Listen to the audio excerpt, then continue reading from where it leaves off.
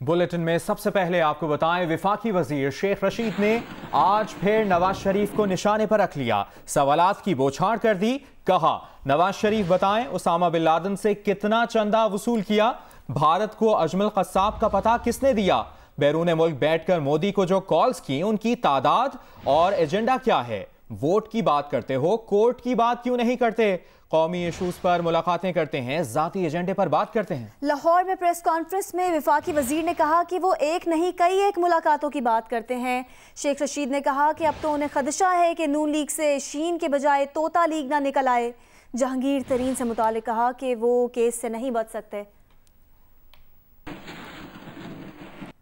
नून league के रहनुमा अहसन इकबाल ने कहा है कि इस मुल्क को वन पार्टी स्टेट नहीं बनने देंगे।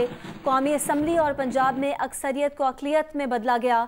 नून लीग के खिलाफ नैब गर्दी की इंतहा कर दी गई। शहबाज शरीफ को गिरफ्तार किया गया तो ये सियासी बदकिस्मती होगी। गिरफ्तार करने की कोशिश नैब गर्दी नहीं बल्कि दहशत गर्दी है। प्रेस कॉन्फ्रेंस में उन्होंने ये भी कहा कि वसीम अकरम प्लस की सूरत में पंजाब से इंतकाम लिया जा रहा है।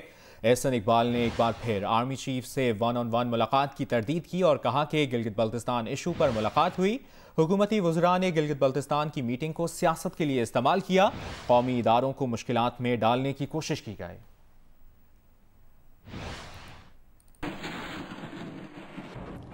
हुकूमती वज़रा जिस तरह की गैर जिम्मेदारी का मुजाहरा कर रहे हैं, वो मुल्क के अंदर रोज़ अपने बयानात से एक नए बहरान को जन्म देते हैं और अपने बयानात से इस मुल्क के इदारों की पोजीशन मुतनाज़ा करने की कोशिश कर रहे हैं कि APC के अंदर मुस्लिम लीग नून के कायद का खिताब ऊपर से लेके नीचे तक हर मुस्लिम लीग नून के कारकुन के जज्बात की तर्जुमानी है। ये जो हुकूमत है और जो इसका इंतकाम है, वो इतना अंधा हो गया है कि वो पाकिस्तान को एक फैशिस्ट रियासत और वन पार्टी रियासत बनाने के एजेंडे पे काम कर रहा है। उसकी निशानी ये है कि लीडर ऑफ ऑपोजिशन के ख़िलाफ़ और मुस्लिम लीग नून के रहनुमाओं के ख़िलाफ़ नैब गर्दी की नई लहर बर्पा कर दी गई है। मैं तो ये इसमें यही कहूँगा कि एक तो आप उनसे पूछे वो किसकी तर्जुमानी करते हैं, लेकिन मैंने तो उन्हें कभी संजीदा नहीं लिया, और आप क्यों संजीदा लेते हैं इतना। दूसरी जानिब वफाकी वज़ीर शफकत महमूद ने कहा है कि नून लीग की हालत ये है कि उनका कायद लंदन में बैठकर तकरीर करता है, उनके लोग खुफिया मुलाकातें करते हैं, आवाम में कुछ और प्राइवेट में कुछ कहना सबको पता चल गया है। उन्होंने कहा कि ये लोग मुशर्रफ दौर में भी डील करके गए थे। अवाम का नून लीग से एतमाद उठ गया है। ये भी कहा कि ऑपोजिशन की ख्वाहिशात में कोई दमखम नहीं। खुफिया तौर पे आला फौजी अफसरान से मीटिंग कर रहे हैं, तो ये किस किस्म की मुनाफकत है। और ये मुनाफकत आपको, ये आज की बात नहीं है। अगर आप पिछले 30-40 साल की सियासत पर नज़र डालें तो आपको नून लीग की और उसकी लीडरशिप की और नवाज़ शरीफ साहब की इस किस्म की हरकत और मुनाफकत आपको नज़र आती रहेगी। बुलेटिन में अभी बात करेंगे। नून लीगी रहनुमा तलाल चौधरी के भाई बिलाल चौधरी कहते हैं कि 4 रोज़ कबल 4 अफराद ने रात के वक्त तलाल चौधरी पर फैसलाबाद के केनाल रोड पर हमला किया, उन्हें तशद्दुद का निशाना बनाया। तलाल चौधरी को मामूली चोट आई और वो लाहौर के अस्पताल में ज़ेरे इलाज हैं। मजीद तफसीलात जानते हैं नुमाइंदा जियो न्यूज़ इरफानुल्लाह से। इरफानुल्लाह, मजीद क्या बताया गया है तलाल चौधरी के भाई बिलाल चौधरी की जानिब से?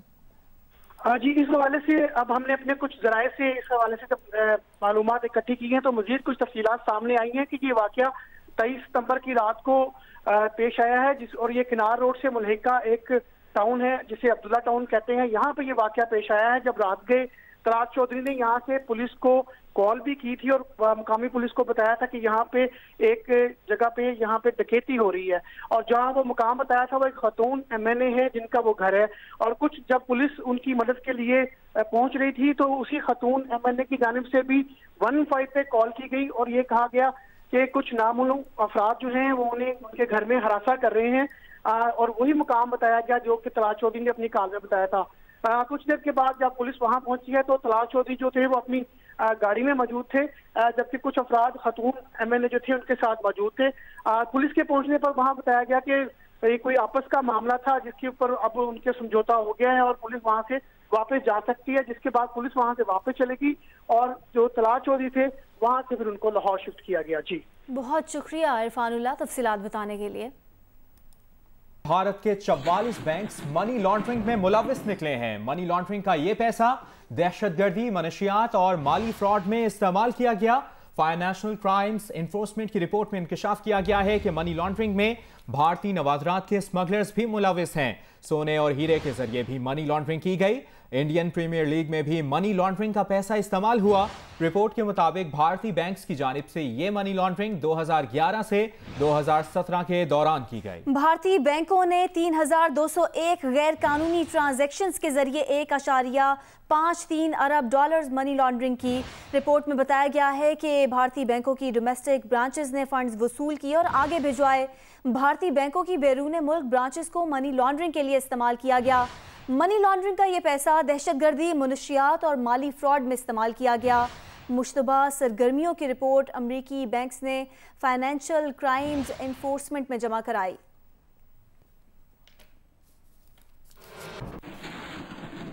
इस वक्त लाहौर में वफाकी वजीर फवाद चौधरी मीडिया से गुफ्तगू कर रहे हैं। मुस्लिम लीग नून का जो कारकुन है वो मुहिब वतन है। मैं समझता हूँ कि PMLN के जो लोग पाकिस्तान के अंदर हैं उनको भी उन्होंने नवाज़ शरीफ साहब की तकरीर को बिल्कुल पसंद नहीं किया। और ये जो मरियम नवाज़ बाद में फ़ोन करके उनको बता रही थी कि आपकी तकरीर से बहुत कोई इनकलाब आ गया है और लोग यहाँ पे पाकिस्तान की फ़ौज सबसे पॉपुलर इदारा है। पाकिस्तान की जुडिशरी को आप निशाना बना रहे हैं, इलेक्शन कमीशन को निशाना बना रहे हैं। मैं समझता हूँ कि सबसे ज़्यादा इसके ऊपर एतराज़, सबसे ज़्यादा दुख मुस्लिम लीग नून के कारकुनों को हुआ है, क्योंकि मुस्लिम लीग के जो कारकुन हैं वो ट्रेडिशनली और रवायती तौर के ऊपर पाकिस्तान की फ़ौज के साथ हैं, वो पाकिस्तान की फ़ौज के हमदर्द हैं। और नवाज़ शरीफ साहब की तकरीर के बाद एक सीरियस डिबेट अब PMLN के अंदर हो रही है और वो सोचते हैं कि उन्हें लीडरशिप की तब्दीली की ज़रूरत है और ये एक मुस्बत डिबेट है। मैं ये समझता हूँ कि PMLN हो, पीपल्स पार्टी हो, ये अपोजिशन की जमातें हैं लेकिन ये वफाक की जमातें हैं और हमें इनको बहैसियत जमात मजबूत देखना चाहते हैं।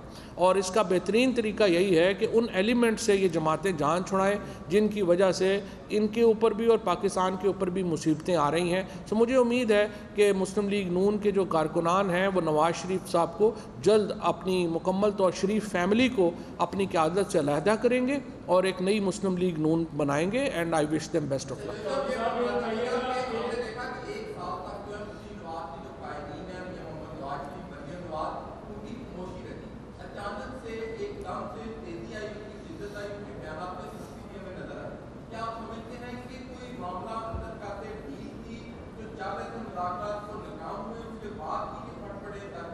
डील नहीं थी, डील की चाहत थी और ये ख्याल था कि हमारी डील हो जाएगी। जब डील नहीं हुई है तो फिर सारे जो हैं वो फट पड़े हैं। और मैं ये समझता हूँ कि इनका जो अब जैसे आज मैं देख रहा था एहसन इकबाल साहब कहते हैं कि ये सारी साजिश शहबाज शरीफ साहब को गिलगित बिल्तिस्तान के इंतखाबात से पहले गिरफ़्तार करने की है। पहली बात तो ये मुझे बताइए कि शहबाज शरीफ साहब तो कभी गिलगित बिल्तिस्तान गए ही नहीं हैं। उनको तो ना गिलगित बिल्तिस्तान में कोई जानता है ना इधर कोई जानता है। सो बुनियादी तौर के ऊपर जो PMLN की जो लीडरशिप है इस वक्त वहाँ पे गिलगित बिल्तिस्तान में शहबाज शरीफ साहब तो अजनबी हैं उनके लिए। लिहाजा शहबाज शरीफ साहब को अब गिरफ़्तार किसने करना है? वो अदालत ने करना है क्योंकि प्री रेस्ट बेल है।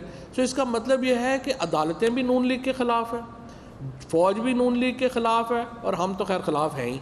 तो फिर पूरा पाकिस्तान आपके ख़िलाफ़ है तो आप कैसे यहाँ पे जो है वो पॉलिटिक्स करेंगे, क्या करेंगे? सो मुझे लगता है कि उनकी जो इस वक्त की जो सियासत है वो बिल्कुल एक इस वक्त किसी गर्दाब में आई हुई है और उनको समझ नहीं आ रहा कि हमने निकलना कैसे।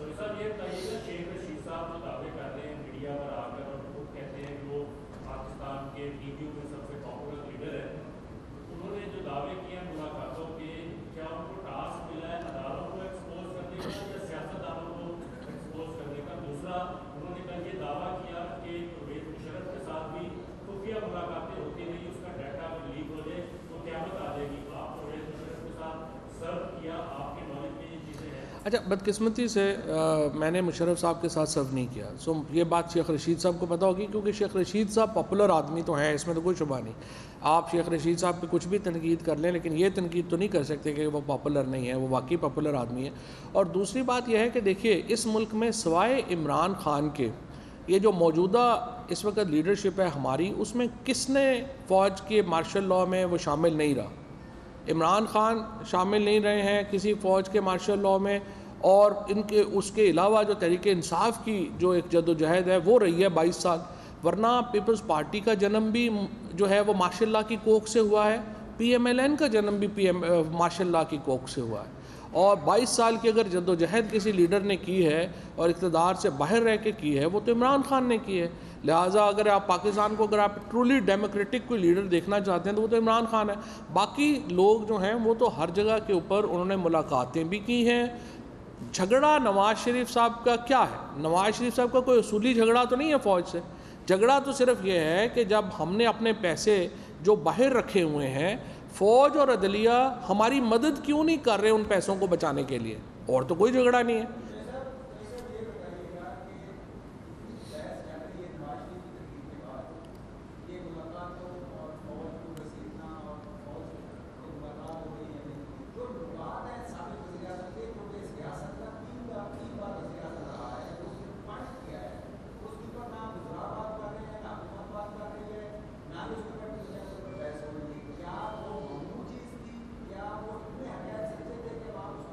नहीं, क्या नुकात हैं जिनके ऊपर वो कह रहे हैं कि फ़ौज का किरदार जो है वो नहीं होना चाहिए सियासत में। फ़ौज का किरदार नहीं है सियासत में। पाकिस्तान तहरीक इंसाफ की इलेक्टेड गवर्नमेंट है, फ़ौज पाकिस्तान का इदारा है। देखिए, नवाज़ शरीफ साहब का मकसद ये नहीं है कि वो बड़ी कुछ जमहूरियत के लिए वो खड़े हो गए हैं। उनका मकसद ये है कि हम फ़ौज के ऊपर इतना दबाव डालें, जो प्राइम मिनिस्टर साहब ने भी कल बात की है, कि फ़ौज जो है वो जिस तरह का उसका माजी का रवायती सियासी किरदार रहा है पाकिस्तान के अंदर, उस तरफ जाए। नवाज़ शरीफ साहब को जमहूरियत की खिदमत के ऊपर कोई यकीन नहीं रखते। आज भी वो तो डीलें तलाश करते फिर रहे हैं। उनका क्या प्रॉब्लम है फ़ौज के साथ? और फिर दूसरा, जो हम हुकूमत है, हम फ़ौज के और जुडिशरी के जो किरदार है हम उसको अप्रिशिएट कर रहे हैं। देखिए, जुडिशरी के अंदर रोज़ाना हमारे ख़िलाफ़ रिमार्क्स आते हैं। एक चीफ जस्टिस साहब कहते हैं आपको हुकूमत नहीं करनी आती, कोई चीफ जस्टिस साहब कहते हैं कि ये एहतसाब का अमल जो है वो मुनासिब नहीं है। लेकिन हम तो रिएक्ट नहीं करते। हम इसलिए रिएक्ट नहीं करते हैं, नवाज शरीफ साहब का क्या प्रॉब्लम है? 93 देखिए, उन्होंने सबसे पहले आसिफ नवाज जंजुआ साहब को आर्मी चीफ मुकर्रर किया, उनसे उनकी लड़ाई हुई। वहीद काकड़ साहब को मुकर्रर किया, उनसे उनकी लड़ाई हुई। जहांगीर करामत साहब से को मुकर्रर किया, उनसे उनकी लड़ाई हुई। उसके बाद परवेज़ मुशर्रफ साहब को मुकर्रर किया, उनसे उनकी लड़ाई। अब अगर 150 आदमी एक तरफ है और नवाज शरीफ साहब अकेले एक तरफ हैं, तो कोई गलती तो नवाज शरीफ साहब की भी होगी ना। ये तो कोई बात नहीं हुई कि वो इतने बड़े फरिश्ते थे और सारे दूसरे जो हैं वो ख़राब थे। और मैं समझता हूँ कि अगर जनरल बाजवा साहब जैसे खुले दिल के आदमी के साथ अगर कोई नहीं चल सकता और उसको उस पर भी गिले हैं, वो फिर किसी के साथ नहीं चल सकता।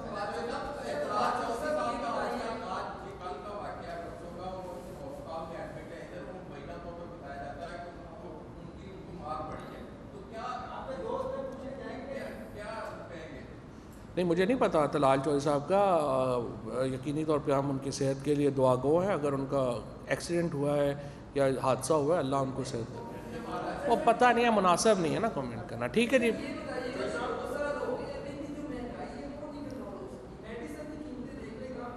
देखिए, मेडिसिन की कीमत मैं आपको, जो 94 मेडिसिन हैं जिनकी कीमत बढ़ी है। अब ये 94 मेडिसिन की कीमत क्यों बढ़ी है? क्योंकि इनकी कीमत 15 से 20 साल से इन मेडिसिन की कीमत में इजाफा नहीं हुआ था। उसका नतीजा क्या हुआ? जो फार्मा मैन्युफैक्चरर्स हैं उन्होंने ये दवाइयाँ बनानी छोड़ दी। वो बनानी छोड़ दी तो क्या हुआ? ये सारी दवाइयाँ ब्लैक में अवेलेबल हैं। और आप बजाय इसके कि हम अपनी इंडस्ट्री को रेगुलराइज करें और उसके वो मैन्युफैक्चरर जो है उसको भी 4 पैसे बनाने दें और पाकिस्तान के अवाम को भी फ़ायदा हो, हम पाबंदी लगा के बैठे हुए हैं। ये 94 दवाइयों की कीमतों के ऊपर से जो कैप हटाया गया है, इसका मकसद ये है कि मैन्युफैक्चरर इसको दोबारा बनाना शुरू करें और हमें ब्लैक में ना मिले, हमें अवेलेबल हों। अगर हम हर चीज़ को ये कर देंगे ना कि इसकी अपना जो प्राइवेट सेक्टर है उसके ऊपर हर वक्त हुकूमत अपनी जो है वो डंडा लेके खड़ी होगी, फिर मुल्क नहीं तरक्की कर सकते। आपको सप्लाई डिमांड इन चीज़ों को सामने रख के लेके जाना है। महंगाई जो है उसको, उसमें महंगाई में कमी आना भी ज़रूरी है, लेकिन आमदनियों में बढ़ोतरी होना ज़रूरी है। सो आमदनी के ऊपर ज़्यादा फोकस करना चाहिए। फारूकी साहब, जावेद फारूकी।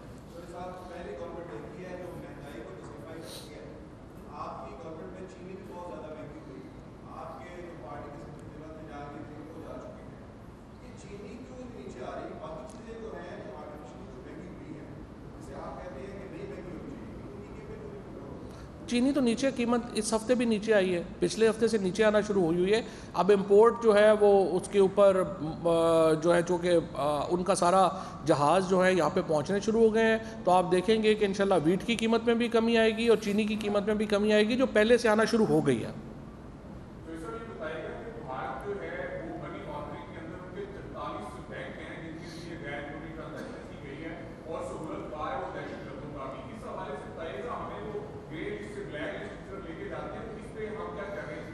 मैं बिल्कुल आपसे मुत्तफिक हूँ। भारत इस वक्त दुनिया में टेररिज्म का सबसे बड़ा स्पॉन्सर है, चाहे नेपाल हो, चाहे चीन हो, चाहे श्रीलंका हो, चाहे पाकिस्तान हो। और जो कुछ कश्मीर में रियासती दहशतगर्दी इस वक्त हो रही है, उसके लिए भारत को इस वक्त दुनिया में एक्सपोज हो रहा है। और हमारे लिए इम्पॉर्टेंट है कि दुनिया सिर्फ चीन दुश्मनी का चश्मा लगा के ना भारत को देखे, भारत को अपने मेरिट्स के ऊपर देखना चाहिए। और नरेंद्र मोदी की जो फाशिस्ट गवर्नमेंट है उसके ख़िलाफ़ सख्त बैनुल अक़वामी इक़दामात की ज़रूरत है। बहुत शुक्रिया।